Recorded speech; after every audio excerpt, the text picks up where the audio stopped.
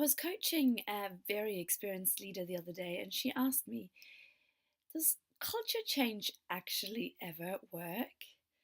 And it's interesting because it was coming from a leader who's in the middle of a culture change process. She's leading it, and she partly believes in it, but she felt frustrated because she keeps seeing that there's one wave of change and another wave of change, and somehow it doesn't really properly change the culture.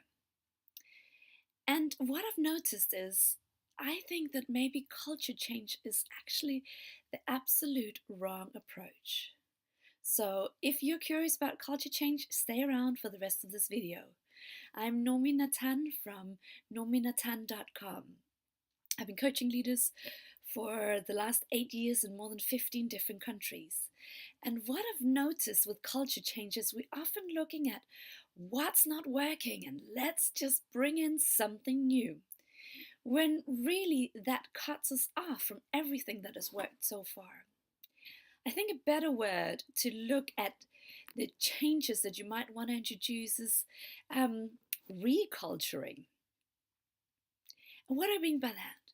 Well, if your organization has lived even a year, 2 years, 5, 20, 100, there's a lot of life force.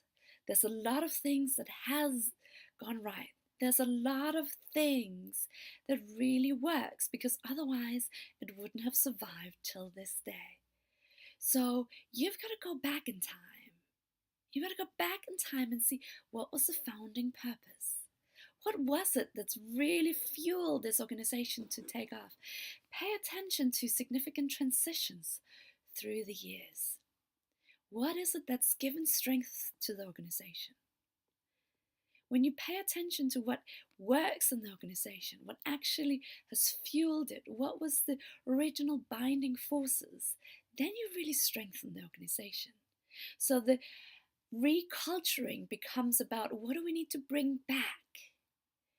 And then clearing out the weeds. It's kind of like connecting to your roots more strongly. So if you imagine plants or trees, when you culture change, you often cut off everything that came before and said we need to create something new, but you weaken the plant, you weaken the tree. What you want to do is you want to take away the weeds. So what's clouded our minds? Where have we gone off purpose? What's no longer working? How do we update those roots so that they become relevant today and flourish into new flowers? Not how do we cut them off? And the more you do that, the more strong your organization will feel. The more grounded everyone in the organization will feel. Because you're honoring what's gotten you so far. The same goes with values. I think every single organization I'm working with has these corporate company organizational values, but for so many, they feel hollow. Well, they feel hollow because they don't connect into the actual roots of what was the founding purpose of the organization. So go back and get curious.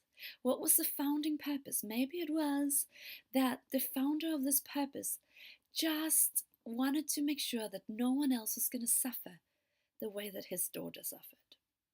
Maybe the founding purpose was that someone wanted to provide for their family and they wanted to make sure that there was a better world available.